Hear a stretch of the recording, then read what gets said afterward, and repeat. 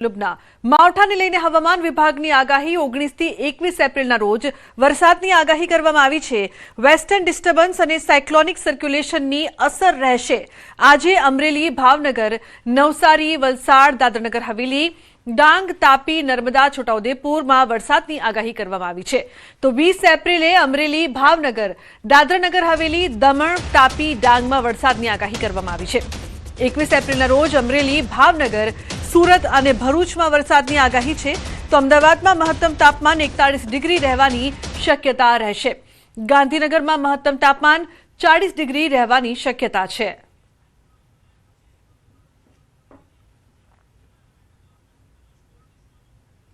मतलब day 1, day 2, day 3 में isolated rain और थंडर शावर की उम्मीद कर सकते हैं हम गुजरात रीजन, सौराष्ट्र, कच्छ में, जिसमें कि खासकर अगर सौराष्ट्र में देखें तो अमरेली, भावनगर और इधर साउथ गुजरात रीजन जिसमें कि नवसारी, वलसाड, डांग, तापी इत्यादि है, यहाँ पर बारिश की उम्मीद कर सकते हैं।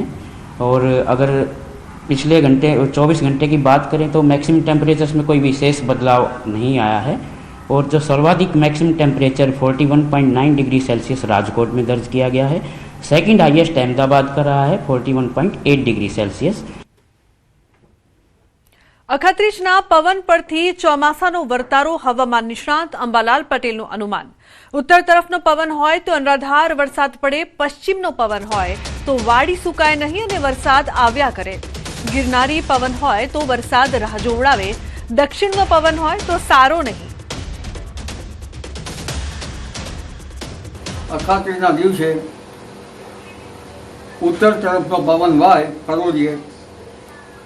पहली घड़ी तो नदीए नीर ना माय एटलो वरसाद थाय। अखात्रीनी पहली घड़ी उत्तरनो वायु वाय तो पण सुकार थाय। वायव्य पूर्णनो पहली घड़ी पवन वाय तो सारो गणाय। पश्चिमनो पवन वाय अने पवनना फरक ना थाय तो वाड़ी न सुकाय, वाड़ी पवन आवतो रहे। जो गिरनारी पवन वाय तो वरसाद राह जोवડાવે, दक्षिणનો પવન વાય તો અખાત્રીજના દિવસે કુવાનું પાણી જો સપાટી કરતા પાણી વધે તો ચોમાસું સારું રહે। વૈશાખમાં ધુમ્મસ કે ઝાકરી વાદળ આવે તો વરસાદ સારો થાય। અખાત્રીજના દિવસે કુવાનું પાણી જો સપાટી કરતા પાણી વધી જાય તો એ વર્ષમાં ચોમાસું સારું આવે। વૈશાખ મહિનામાં ધુમ્મસ કે ઝાકરી વાદળ ઉભરા પડી આવે તો વરસાદ સારો થાય। તો અખાત્રીજ એટલે કે અક્ષય તૃતીયાના પવિત્ર પર્વે ધરતીપુત્રોએ પરંપરાગત રીતે નવા કૃષિ વર્ષના શ્રી ગણેશ કર્યા છે। વર્ષો જૂની પરંપરાને જીવંત રાખતા ખેડૂતોએ વણજોયા મુહૂર્તમાં હળોતરા કરીને ખેતી કામનો શુભારંભ કર્યો હતો। અરવલ્લીના ઇસરોલ પંથક સહિત ગામે ગામ ખેડૂતોએ વહેલી સવારે નવા પોશાક ધારણ કરી બળદના શિંગડા રંગી અને કૃષિ ઓજારોનું પૂજન કરી અનોખી ઉજવણી કરી હતી।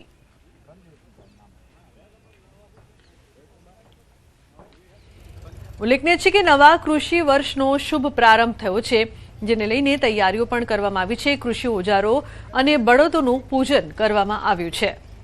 તો 7 ધાન્ય વાવીને નવા વર્ષની ખેતીની શરૂઆત કરવામાં આવી છે।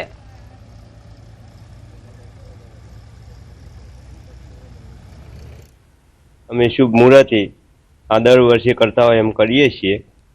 7 દાન અનાજ ભેગું કરી ઘઉં, મકાઈ, બાજરી, જવ જે તે 7 અનાજ ભેગું કરી અને અમે આ મુહૂર્ત કરતા હોઈએ છીએ। દર સાલ અમારું વર્ષ સારું નિમન અખાત્રીના દિવસે મુહૂર્ત કરતા હોઈએ છીએ।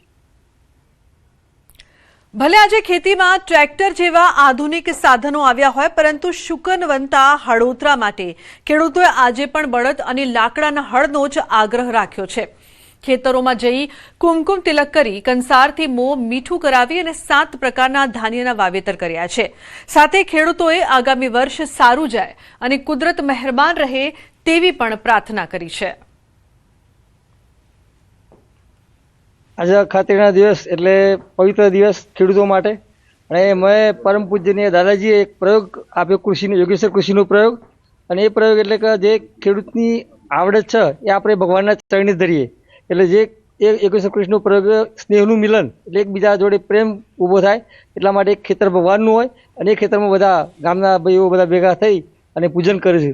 અને એ ખેતર ભગવાનનું ખેતર હોય, એ ખેતરનું પૂજન કરી અને બધી પોતાની જે આવડત હોય એ પ્રભુના ચરણની ધરવાની. આ અખાત્રીનો દિવસ ખેડૂત માટે બહુ મહત્વનો હોય છે.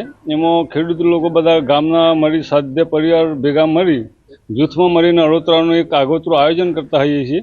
એમાં 7 ધાન્યને ભેગા કરીને ધરતી માતાને પૂજન કરી અને એમાં ધરતી માતાને અર્પણ કરીએ છીએ કે આવનારું વર્ષ અમારા માટે શુભદાય અને લાભદાય રહે અને સારું નીવડે એવી ભગવાનને અમે પ્રાર્થના કરીએ છીએ. તો ધંધુકા યુવકના મોત મામલે એસઆઈટીની રચના કરવામાં આવી છે. ડીવાયએસપી કક્ષાના અધિકારીની અધ્યક્ષતામાં એસઆઈટી 2 પીઆઈ અને 1 પીએસઆઈનો ટીમમાં સમાવેશ કરવામાં આવ્યો છે. ડીવાયએસપી પ્રકાશ પ્રજાપતિ, પીઆઈ રઘુ કરમટિયા, પીઆઈ કરણ વિહોલ અને પીએસઆઈ એચએસ ઝાલાનો સમાવેશ કરવામાં આવ્યો છે. ઉલ્લેખનીય છે કે એસઆઈટીએ દર અઠવાડિયે પ્રોગ્રેસ રિપોર્ટ જમા કરાવવાનો રહેશે.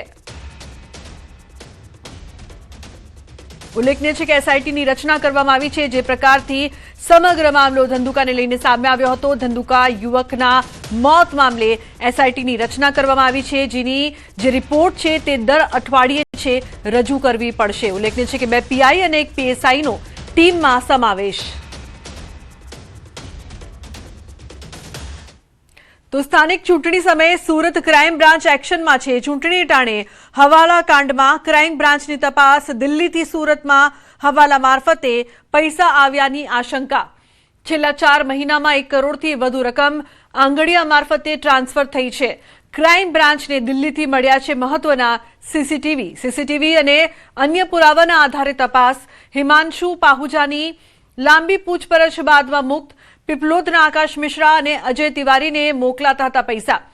દર મહિને લાખો રૂપિયાની હવાલા એન્ટ્રીનો પણ ખુલાસો થયો છે. ચૂંટણી પ્રચાર અને નેટવર્ક મજબૂત કરવા માટે પૈસાનો ઉપયોગ થતો હોવાની શક્યતા છે. આઈટી વિભાગને સમગ્ર માહિતી અપાઈ છે. ટૂંક સમયમાં વધુ લોકોની પૂછપરછ શક્ય છે. વધુ માહિતી માટે કીર્તેશ જોડાયા છે ફોન લાઈન પર. કીર્તેશ, જે પ્રકારથી હવાલા કાંડની જે માહિતી સામે આવી રહી છે, શું અપડેટ છે આપની પાસે કીર્તેશ? બિલકુલ, સ્થાનિક સ્વરાજની ચૂંટણી ચાલી રહી છે ત્યારે સુરતમાં ચૂંટણી પહેલા પોલિટિકલ હવાલા કૌભાંડ સામે આવ્યું છે. ક્રાઇમ બ્રાન્ચે કરોડો રૂપિયાના ગેરકાયદેસર નાના હવાલા એન્ટ્રીનો પર્દાફાશ કર્યો છે. દિલ્હીથી સુરત આ પૈસા મોકલવામાં આવતા હતા. છેલ્લા 4 મહિનામાં 1 કરોડ કરતા વધુ પૈસા મોકલવામાં આવ્યા છે. સીસીટીવી સામે આવ્યા છે કે એક વ્યક્તિ જે દિલ્હીનો હિમાંશુ પાહુજા છે કે તે સતત સુરતમાં પૈસા મોકલતો હતો. પીપલોદ વિસ્તારમાં રહેતા આકાશ મિશ્રા અને અજય તિવારીને આ ફંડિંગ નેટવર્ક કરતો હતો. ખાસ કરીને ક્રાઇમ બ્રાન્ચે આરોપીને બોલાવી તેની પૂછપરછ શરૂ કરી છે અને ત્યારબાદ ઇન્કમટેક્સને જાણ કરી છે. કહેવામાં આવે છે કે હિમાંશુ પાહુજા કે જે દિલ્હી ખાતે રાજકીય પાર્ટી સાથે જોડાયેલો છે અને જે વ્યક્તિને સુરત ખાતે પૈસા મોકલવામાં આવતા હતા એ વ્યક્તિ બી કહી શકાય દિલ્હીની એક રાજકીય પાર્ટીના આરોગ્ય મંત્રીના પીએ તરીકે કામ કરી ચૂક્યા છે. એટલે કે આ પૈસા દ્વારા આ પાર્ટીનું ગેરકાયદેસર ફંડિંગ કરવામાં આવતું હતું. કારણ કે ગુજરાતમાં જે રીતે સ્થાનિક સ્વરાજમાં પ્રચાર કરવામાં આવ્યા તમામ પૈસાનો પ્રચારમાં ગેરકાયદેસર ઉપયોગ કરતા હોવાની વિગતો સામે આવતા ક્રાઇમ બ્રાન્ચે હિમાંશુ પાહુજાની પૂછપરછ કર્યા બાદ તમામ વિગતો સુરત કહી શકાય આયકર વિભાગને આપી છે. એટલે કે મોટું હવાલા કૌભાંડ અને તે બી રાજકીય હવાલા કૌભાંડ ખુલ્લું ઉપડવા પામ્યું છે. જી બિલકુલ કીર્તેશ, આભાર સમગ્ર માહિતી બદલ.